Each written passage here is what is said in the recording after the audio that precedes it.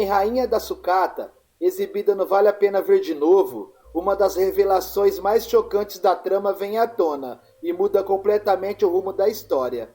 Edu, interpretado por Tony Ramos, descobrirá a verdade por trás da morte de Betinho, personagem de Paulo Gracindo. E o que ele vai descobrir é simplesmente devastador.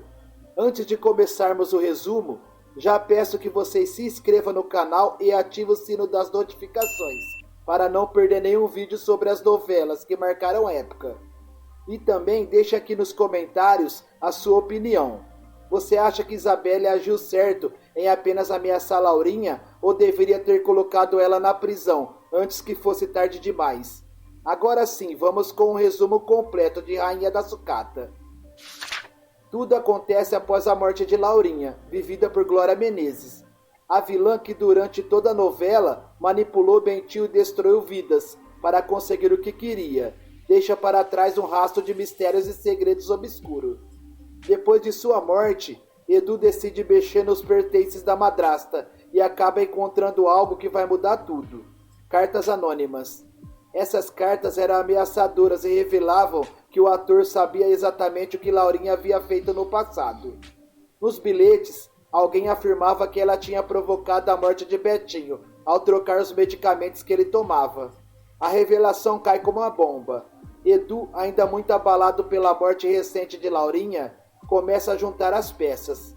Ele sempre soube que a madrasta era capaz de muitas maldades, mas assassinato era algo que ele jamais imaginou. Ao ler cada carta, sua expressão muda. A dor se mistura com revolta. A lembrança de Betinho, um homem bondoso, íntegro e querido por todos, torna a descoberta ainda mais cruel. Sem conseguir guardar aquilo só para si, Edu confronta Isabelle, personagem de Cleide Diáconis. É então que a verdade começa a vir à tona de forma definitiva.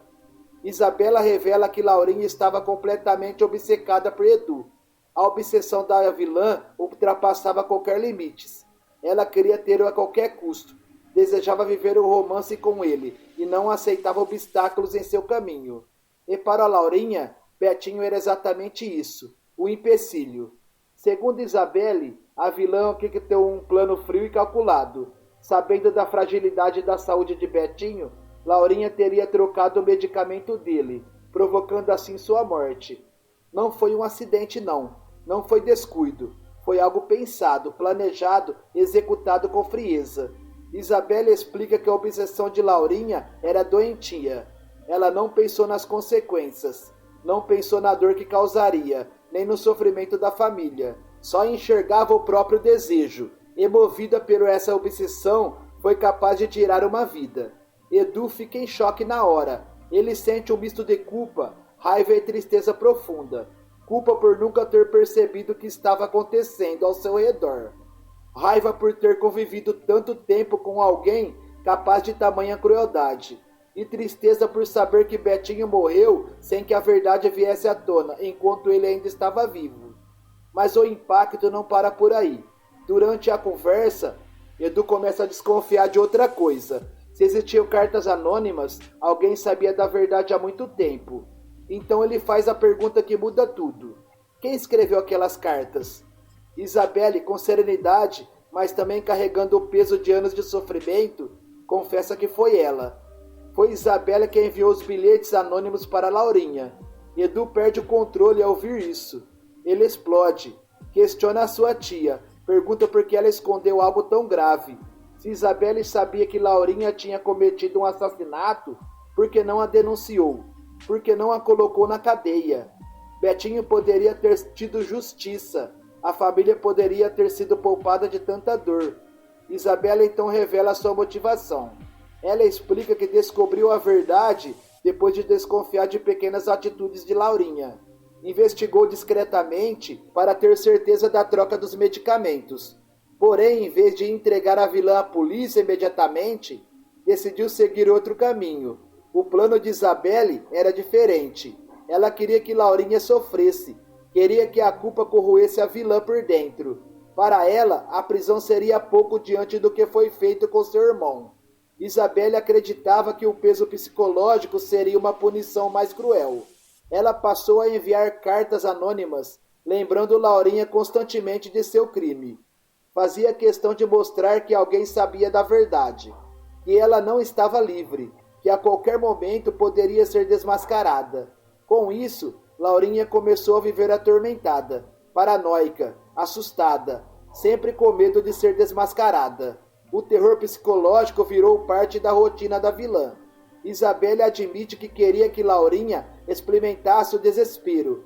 Queria que ela sentisse um pouco da dor que causou a família. Queria que o remorso a acompanhava todos os dias. Edu ouve tudo com lágrimas nos olhos. Ele entende a dor da tia, mas não consegue deixar de pensar que talvez, se Laurinha tivesse sido presa antes, muitas outras tragédias poderiam ser evitadas.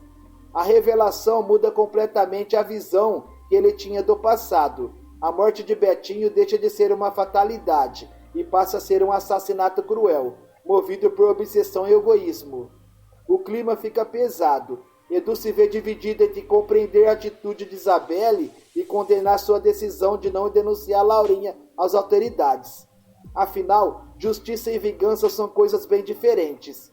A grande questão que a novela levanta nesse momento é: até que ponto o sofrimento psicológico pode substituir a justiça formal? Isabelle agiu movida pela dor por amor ao irmão, mas será que fez a escolha certa?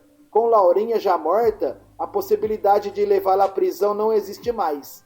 Resta apenas a verdade vindo à tona, tarde demais.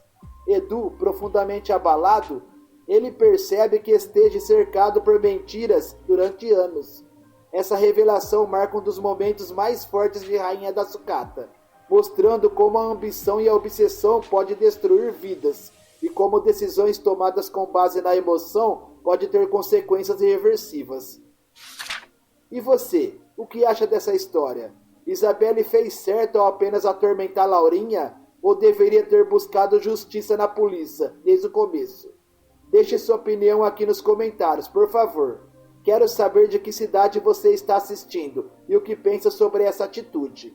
Se você gostou desse resumo, pessoal, não se esqueça então de se inscrever no canal e ativar o sino das notificações para não perder mais nenhum vídeo sobre as novelas que marcaram épocas. Muito obrigado por acompanhar até aqui e até o próximo vídeo, pessoal. Tchau!